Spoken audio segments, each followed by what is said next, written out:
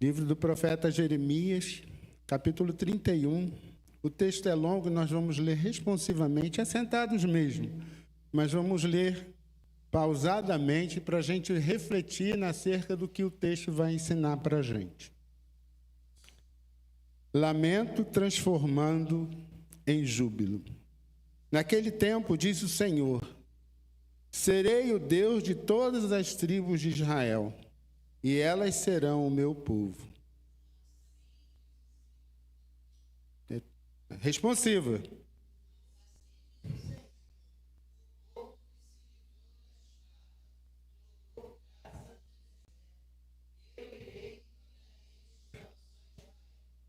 De longe se me deixou ver o Senhor dizendo, com amor eterno eu te amei, por isso com benignidade te atraí.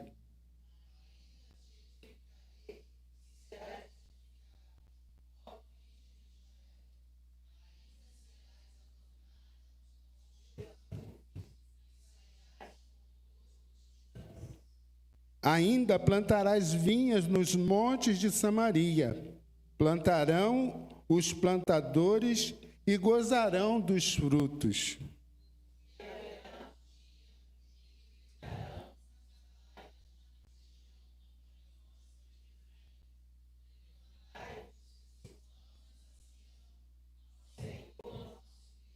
Porque assim diz o Senhor, cantai com alegria a Jacó, exultai por causa da cabeça das nações, proclamai, cantai louvores e dizeis, salva, Senhor, o teu povo, o restante de Israel.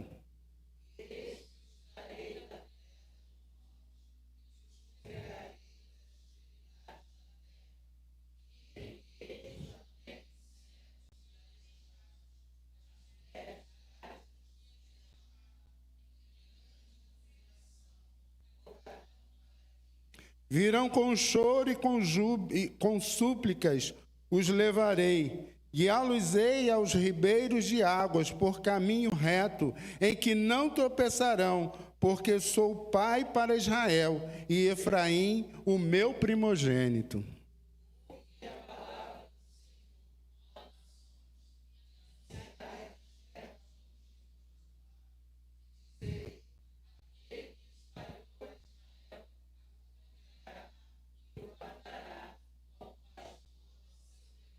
Porque o Senhor redimiu a Jacó e o livrou da mão dos que eram mais fortes do que ele.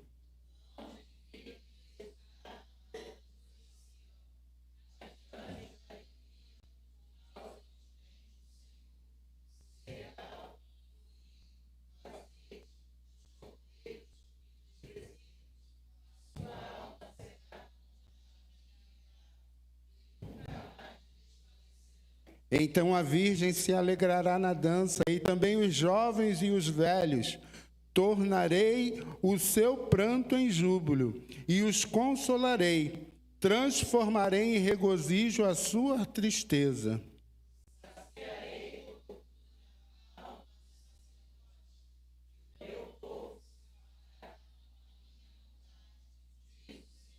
Assim diz o Senhor. Ouve-se um clamor em Ramá, pranto e grande lamento. Era Raquel chorando por seus filhos e inconsolável por causa deles, porque já não existem.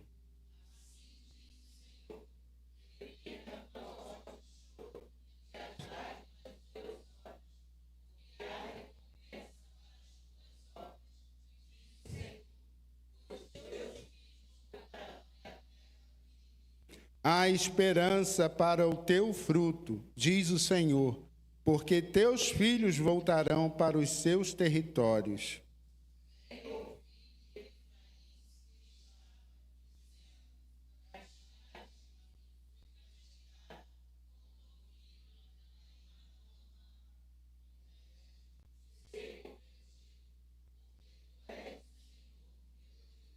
Na verdade, depois que me converti, arrependi-me, depois que fui instruído, bati no peito, fiquei envergonhado, confuso, porque levei o opróbrio da minha mocidade.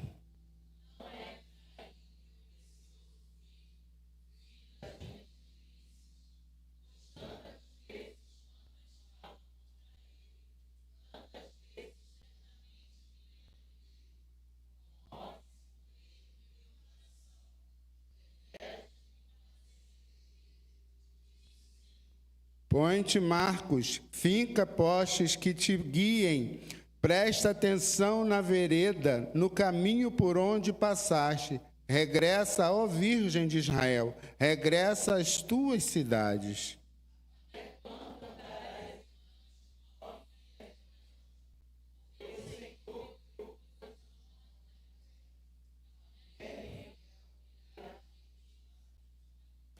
Assim diz o Senhor dos Exércitos, Deus de Israel: ainda dirão esta palavra na terra de Judá e nas suas cidades, quando lhe restaurar a sorte: o Senhor te abençoe, ó morada de justiça, ó santo monte.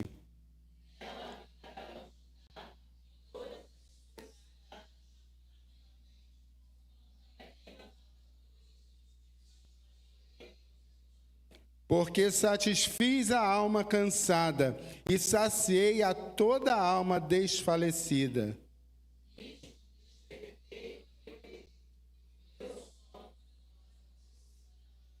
Eis que vem dias, diz o Senhor, em que semearei a casa de Israel e a casa de Judá com a semente de homens e de animais.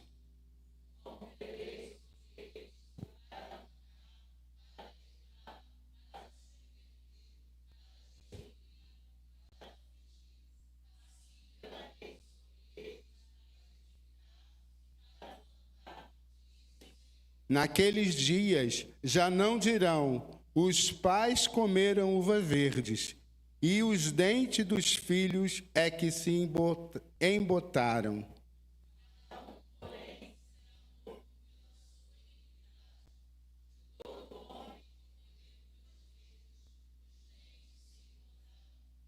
O texto é longo, mas vamos orar mais uma vez? Senhor, aqui está a tua palavra.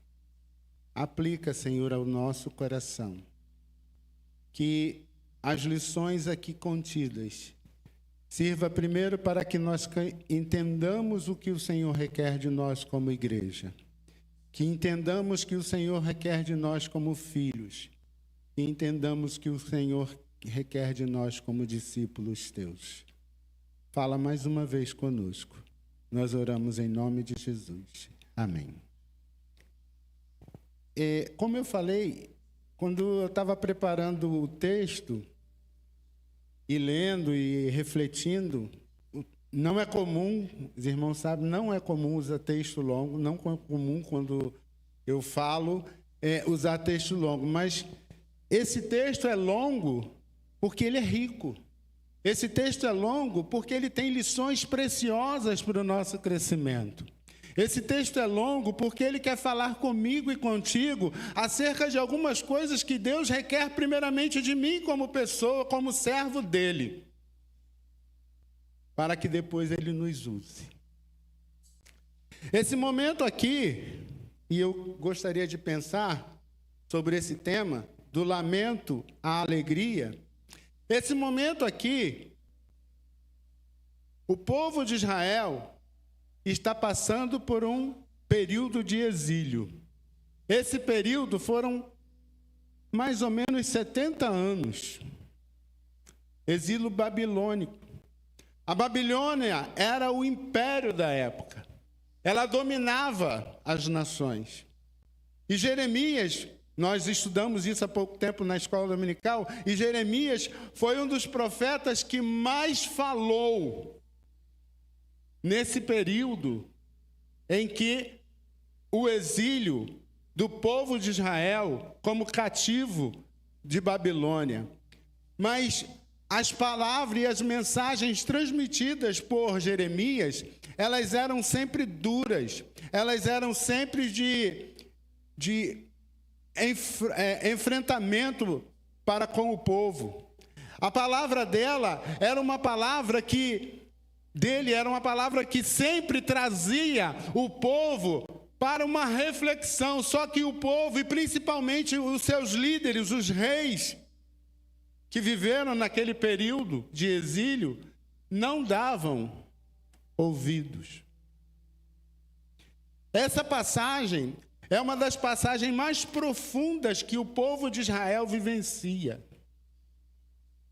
Essa passagem ela vai tratar da reunificação e a restauração de um povo que se afastou da presença de Deus. Essa passagem ela vai tratar de algumas coisas relacionadas com a nossa vida hoje, mesmo tendo o povo vivido lá no passado.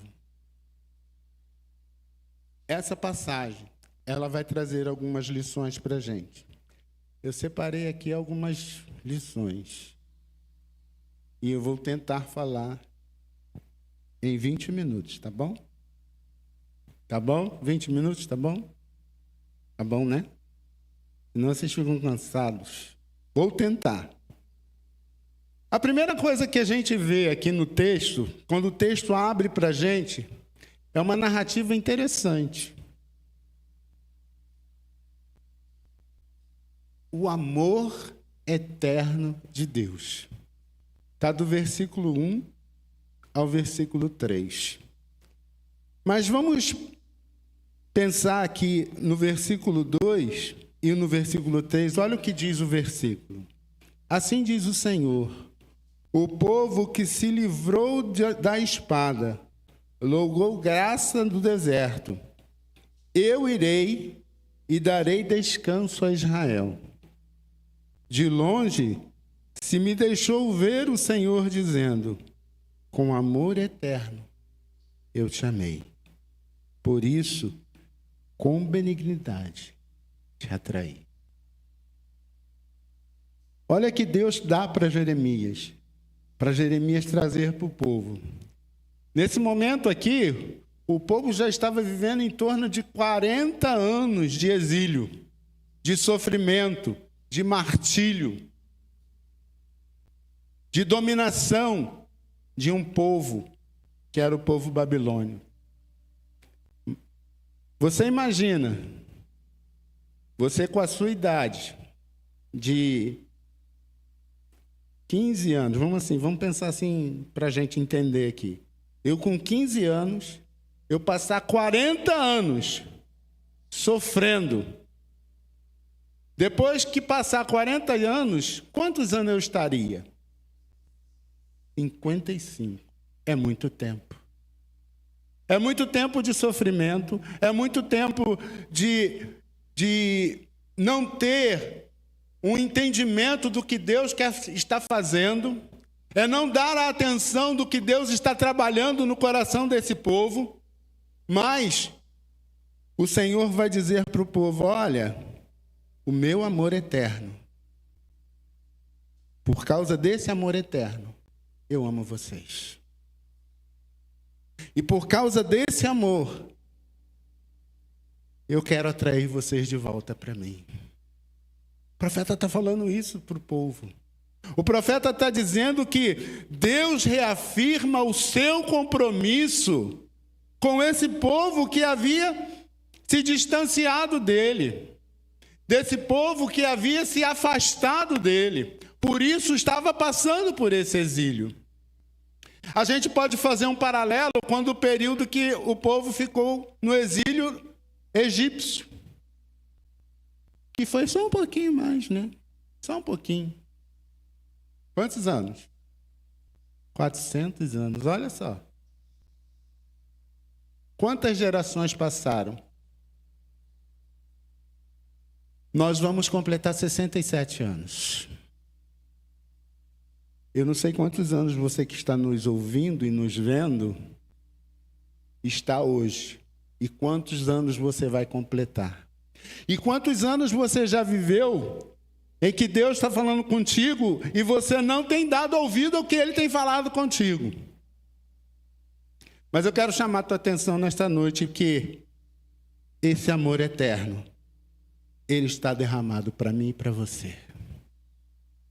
Esse amor eterno de Deus, essa benignidade de Deus, ela está me atraindo, está te atraindo. Ele quer você de volta. Você que talvez esteja afastado do Senhor. Você que está aí, sentadinho na sua poltrona, talvez deitado na sua cama, vendo essa transmissão. Deus está falando para você, o meu amor eterno é para você. E por isso que eu quero te atrair. Por isso eu quero te trazer de volta. Trazer de volta de que você não viva mais os sofrimentos. Eu não sei o que você tem passado. Eu não sei o que cada um de nós aqui temos passado. Mas eu sei de uma coisa. Que o amor eterno de Deus nos atraiu. Por mais difícil que tenham sido as circunstâncias, este amor faz diferença na minha e na tua vida. A segunda coisa que o texto vai trazer para a gente pensar, que Deus se revela como aquele que amou Israel com um amor eterno, e esse eterno é para sempre. Esse eterno é para a eternidade. Não é para ser usufruído única e exclusivamente aqui na terra. Deus tem algo especial para você na eternidade. Deus tem algo especial para mim na eternidade. A segunda, a alegria da restauração. A gente vai ver que está a partir do versículo 4 até o versículo 14. Mas vamos pensar rapidamente aqui algumas coisinhas nesse texto. Primeiro, celebração. Versículo 4. Ainda te edificarei, e serás edificada, ó Virgem de Israel.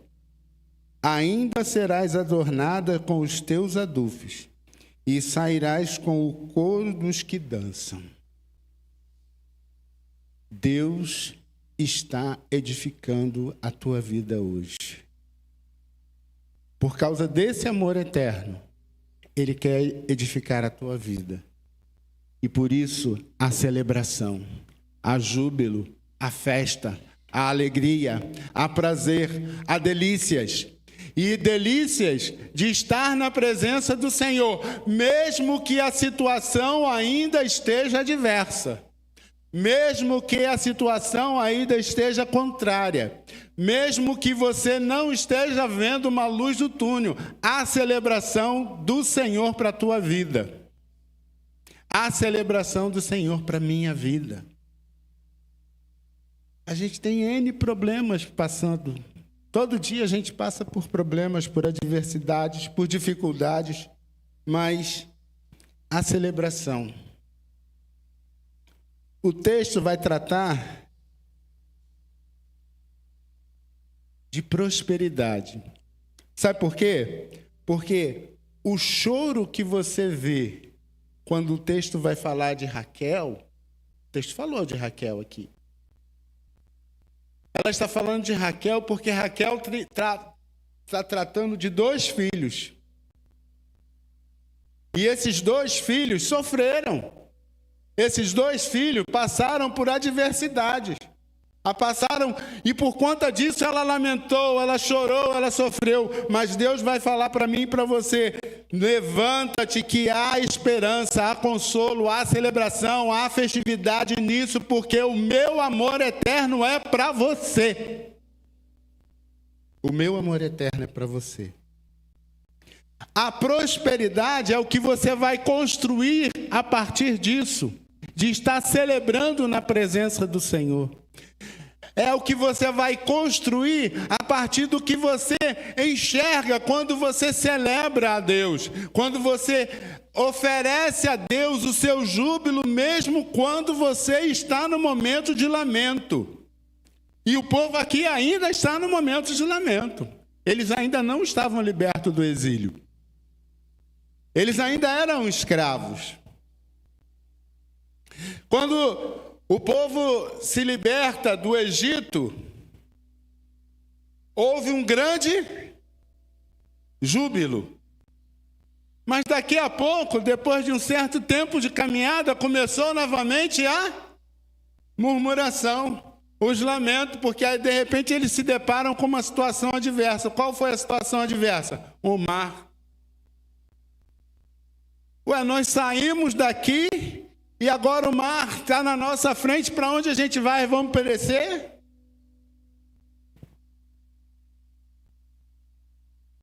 A prosperidade não está relacionada ao dinheiro.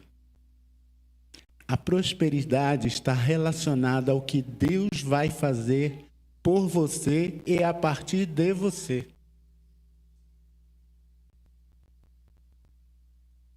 Lá no Egito, Deus levanta Moisés.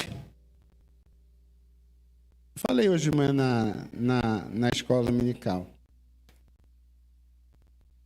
Um homem gago, que não sabia se expressar, não é isso? E que reclamou para Deus: Senhor, como é que eu vou falar? Eu estou pesado de fala. Mas é com você que Deus conta. É com você que Deus vai trabalhar. É você que Deus vai usar. E para que haja prosperidade, saiba que a terra está fértil. Apesar de não estar enxergando nada, a terra está fértil. Porque ainda há celebração. Porque ainda existe o amor eterno de Deus. A terra voltará a ser fértil. Haverá abundância na tua vida. Não estou falando de dinheiro de novo, mas eu estou falando da abundância da presença de Deus. Da abundância de viver aquilo que Deus quer viver contigo. Você não vai viver sozinho. É Deus. Por isso que o texto vai falar do trigo, do vinho, do azeite. Está lá no versículo 12. Hão de vir e exultar na altura de Sião, radiantes de alegria por causa dos bens do Senhor, do cereal, do vinho, do azeite, do cordeiro e dos bezerros. E a sua alma será como um... Termina para mim aí. Como um jardim regado. Jardim regado é um jardim que é alimentado. Alimentado por quem? Por esse amor eterno de Deus. O lamento está se transformando em júbilo.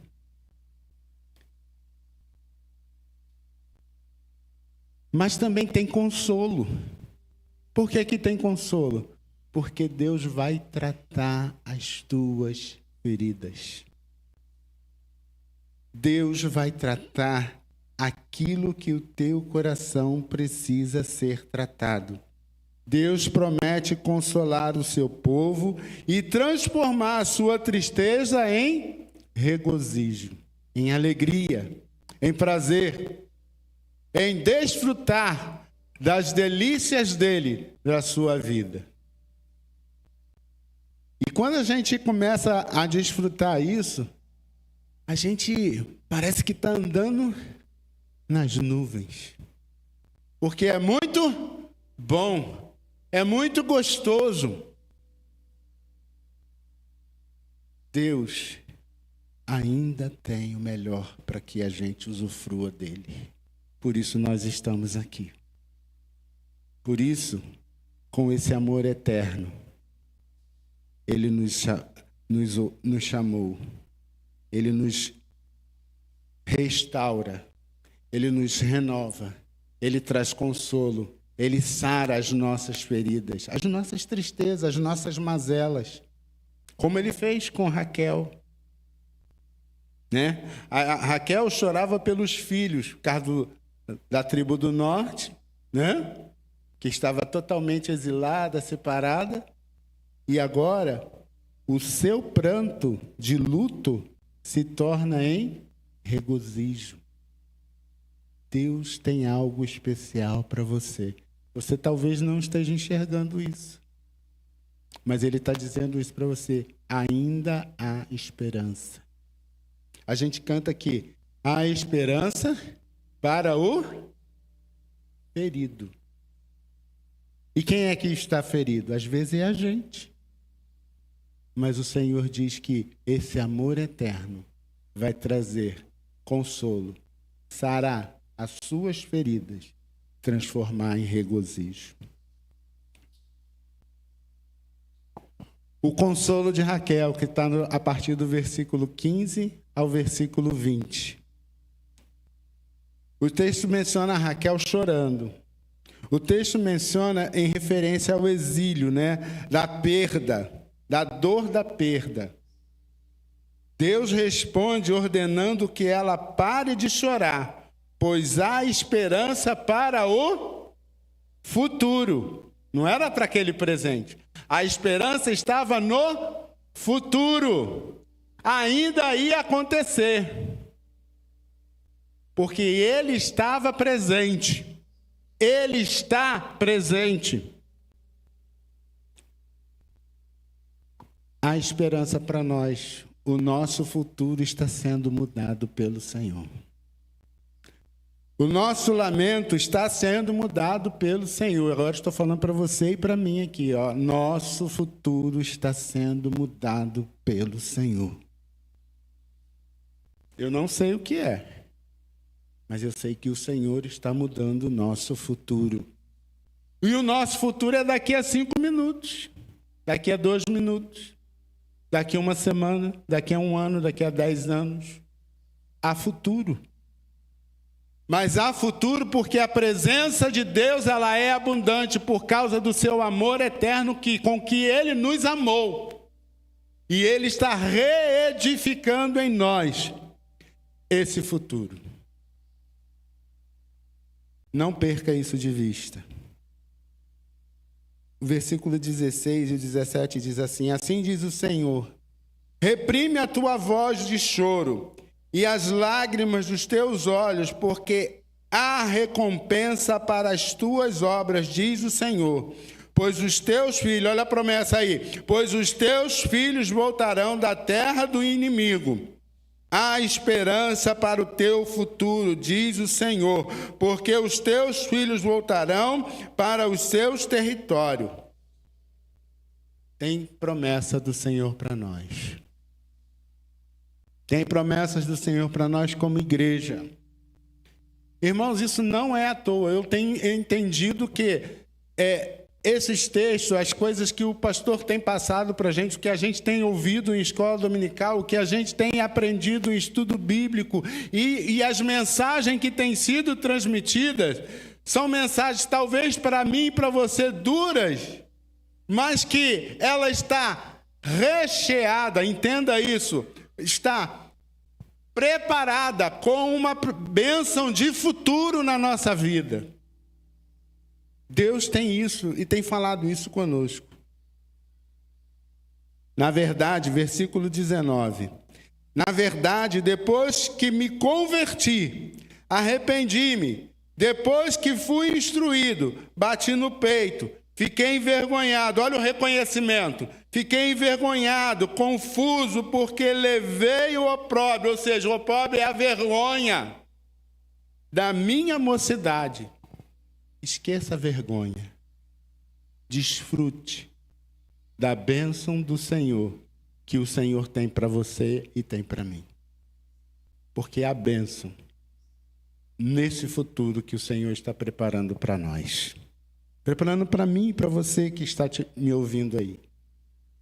Deus tem bênção para você, mas você precisa consertar a sua vida. Deus chama o povo aqui a um conserto.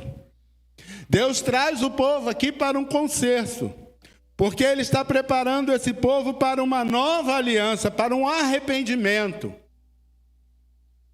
Deus responde ordenando que ela pare de chorar, pois havia o quê? Esperança no futuro. Há esperança no futuro, porque o futuro ainda não aconteceu. O passado já é passado. O futuro tem promessas de Deus para nós. Talvez o meu futuro seja passar ali da porta e ir para a eternidade. Tem bênção melhor do que essa? Para uns vai ser tristeza, porque eu vou embora, vou deixar de perturbar vocês, né? Mas para outros vai ser momento de reflexão. Caramba, depois dessa palavra eu ouvi isso e Deus fala comigo dessa forma e Deus leva. Quantos servos Deus já levou assim? Eu certa vez estava vendo um pregador e enquanto ele estava pregando, de repente ele, pum! Deus levou, mas a sua mensagem foi transmitida. O futuro dele já estava escrito e ele foi para a presença do Senhor na glória. Qual é o seu futuro? Tem um cântico que a gente há muito tempo não canta, que diz assim: se o teu coração parar de bater agora, se você for embora, para onde você vai? Depois eu concluo. O arrependimento de Efraim. Efraim era uma cidade dentro de Judá, dentro do povo de Israel, que estava totalmente fora da direção de Deus, totalmente pervertida, totalmente corrompida, totalmente sem rumo. Mas Efraim se arrepende e retorna. Efraim é referente ao povo do norte, que agora volta. Olha o choro de Raquel. É o povo do norte. Volta.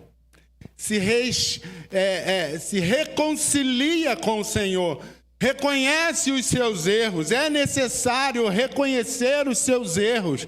Eu preciso reconhecer que eu preciso me arrepender. João Batista, na sua centralidade de mensagem, ele falava: arrependei-vos. Hoje é o momento em que é necessário você se voltar e se arrepender diante do Senhor, porque os seus pecados têm levado você à sua ruína. Por isso, arrependa-se e volte-se para o Senhor. Converta o seu coração. Por isso o texto fala assim, converti e arrependi-me. Versículo 19. O povo do norte entendeu isso. Por isso Jeremias transmite essa mensagem. Por isso Jeremias fala comigo e contigo. É hora de, às vezes, a gente se arrepender de algo que a gente fez há alguns anos atrás e que precisam ser mudado para que Deus transforme o nosso pranto em riso, em alegria, em júbilo, em celebração. Porque esse amor eterno com que Ele nos amou vai fazer diferença no futuro, porque há esperança para mim e para você. E Efraim, como eu falei, se arrepende porque era necessário converter o seu coração. Quando a gente está numa estrada, tem hora que você precisa fazer uma conversão, mudar o rumo. É chegada a hora de fazer essa conversão. Por isso que Jeremias fala, arrepende-te. Arrependi-me. Por isso que João Batista, na centralidade da sua mensagem, vai falar, arrependei-vos, porque há futuro de esperança para mim e para você. Principalmente para você que está me ouvindo aí hoje. Não só quem está aqui, mas eu entendo que, quando Deus falou comigo isso, é porque alguém estaria ouvindo e precisava ouvir isso. Entenda isso, querido ou querida. Arrependa-se. Volte-se para o Senhor, porque há esperança para você. Há um futuro de glória para a tua vida. Deus quer mudar a tua sorte. E para concluir, há uma responsabilidade aí. E essa responsabilidade, ela é individual. Ela não é coletiva. Porque o texto vai falar que Deus anuncia um tempo em que cada pessoa será responsável pelos seus próprios atos. Vamos ver lá o texto? Vamos lá? Eis que vem dia, versículo 27. Eis que vem dias, diz o Senhor, em que semearei a casa de Israel e a casa de Judá com a semente de homens e de animais. Como velei sobre elas para arrancar, para derribar, para subverter, para destruir, para afligir, assim velarei sobre ela para edificar e para plantar, diz o Senhor. Naqueles dias, aqui nesses dois versículos, 29 e 30, naqueles dias já não dirão, os pais comerão uva verde, e os dentes dos filhos é que se embotarão. Cada um, porém, será morto pela sua iniquidade. De todo homem que comer uvas verdes. Gente, isso aqui é simbólico. Mas vamos pensar aqui, eu vou usar uma figura de linguagem bem simples para a gente entender. Os meus atos, quem vai dar conta sou eu. Não é o meu pai, não é minha mãe, não é meu avô, não é meu tio, não é meu sobrinho, não é ninguém, sou eu. Os meus atos serão representados diante de Deus. Por isso, há necessidade de arrependimento. Se eu não me arrepender, eu vou perecer. Se o teu coração parar de bater agora. Se você for embora, para onde você vai? É a pergunta do cântico. E o cântico vai falar: céu e inferno é o que há. São dois caminhos para você escolher. E essa palavra vem hoje para você e diz assim: hoje Cristo te estende as mãos para te dar a salvação. Deus está te oferecendo uma vida futura na eternidade, com glórias, com bênçãos, mas que você vai começar a usufruir aqui na terra. Que lá na eternidade serão só delícias. Você vai passar por dificuldades aqui, sim, com certeza. Mas saiba de uma coisa: você está certo de que a tua vitória está garantida. Porque há um ditado que vai falar que o ditado popular da época dizia que os filhos pagavam pelos pecados dos pais. Para Deus isso não acontece. Os filhos vão pagar pelos seus pecados. Os pais vão pagar pelos seus pecados. E nós temos a certeza que o meu pecado foi resgatado lá na cruz com meu Senhor. Porque o meu pecado, ele foi lavado pelo sangue do Cordeiro, o sangue remidor. O que Jeremias está transmitindo para mim e para você nesse texto é que há uma esperança, mas uma esperança com disciplina. Há esperança, mas há uma esperança que esse exílio que você possa estar vivendo hoje do seu pecado, ele está sendo resgatado, redimido pelo sangue do Cordeiro, que é Jesus Cristo. Porque é Ele quem vai te dar a bênção de usufruir a presença de Deus e a tua glória na eternidade. Portanto, o povo foi resgatado do exílio pelo Senhor, porque houve um canto em Ramá, e nesse canto vinha regado de libertação, e a libertação para a salvação, para usufruir da glória da presença de Deus e usufruir para sempre na eternidade. E com isso eu estou concluindo. Se você que está em casa, você que está aqui, tem alguma necessidade, coloca diante de Deus agora. Algo que talvez te aflige, algo que talvez faça com que tire a tua paz. Mas saiba que o príncipe da paz está aqui. Eu não pedi para a equipe cantar no início do culto, preciso de ti. Eu nem sabia que eles iam cantar preciso de ti.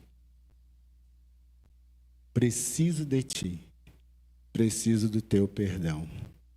Pedir perdão é reconhecer que você se arrependeu e que Jesus mudou a sua vida. Que Deus nos abençoe. Vamos orar mais uma vez? Senhor, nós louvamos o teu nome, porque a tua palavra se aplica ao nosso coração. Senhor, que a tua palavra tenha alcançado algum ouvinte que esteja participando de casa. Que a tua palavra tenha falado conosco aqui nesta noite. Que tenhamos essa certeza que o nosso futuro está selado pelo Senhor. Futuro de bênção, futuro de glória, mas futuro que ainda estaremos usufruindo aqui na terra, mas que na eternidade será as bênçãos das delícias de celebração na tua presença. Abençoa, Senhor, as vidas que ouviram a tua palavra. Se há necessidade de arrependimento, que eles se arrependam agora. Pelo poder do nome de Jesus é que nós oramos. Amém.